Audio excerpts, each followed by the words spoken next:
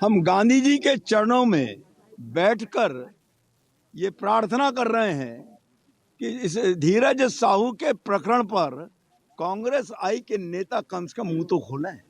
इनके मुंह में क्या दही जमा हुआ है, या ये पैसा राहुल गांधी की मोहब्बत की दुकान के काउंटर का है या चुनाव का है?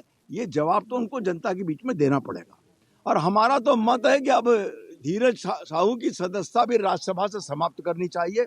इससे बड़ा प्रमाण क्या मिलेगा कि उसको इतना करप्शन उसने किया है, इतना पैसा, अकूत संपत्ति उसके घर से निकल रही है।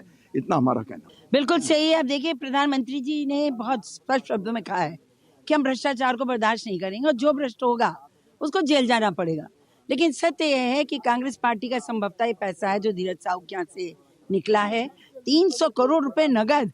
तो आप सोचिए, अकूत संपत्तियां हैं उनकी, चल अचल। और हम लोगों की तो यही मांग है कि कांग्रेस इस पे जवाब दे और इनकी सदस्यता को यहाँ पर इनको सस्पेंशन होना चाहिए, जांच होनी चाहिए।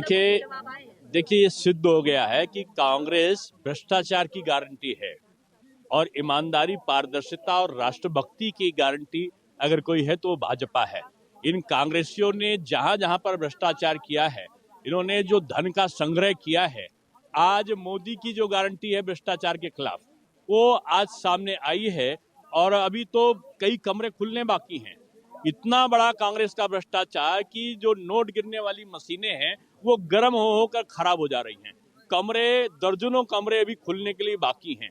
ये कांग्रेस का जो भ्रष्टाचार है वो सर पर चढ़कर बोल रहा है और इसीलिए आज जो इनका जो घमंडिया जो गठबंधन है, ये सनातनियों को खोल खोल कर गाली इसलिए दे रहे। आप देखो, अब तक गिनती के अनुसार 500 करोड़ रुपए का बरामदी हो चुकी है। 176 बैग में 140 बैग खोले जा चुके हैं। अब तक लगभग 35-40 बैग और खुलने हैं। मेरा तो ये मानना है ये आंकड़ा 700 से 800 करोड़ रुपए का जाएगा। आप देखो, झारखंड भ्रष्टाचार का किंगपिन बन गया है और जहां मुख्यमंत्री को आज फिर सम्मन हुआ है, 12 तारीख को फिर हाजिर होना ईडी के सामने।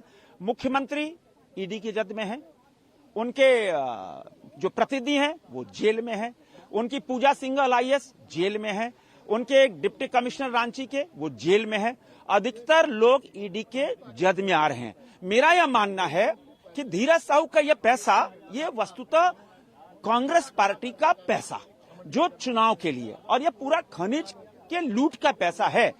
और अब तो धीरज साहू को गिरफ्तार करना चाहिए, सीबीआई इंटरोगेट करे और ये पैसा कहां से आया, किसके द्वारा लाया गया है और ये पैसे का यूज कहां होना है, इस पे खुलासा होना चाहिए।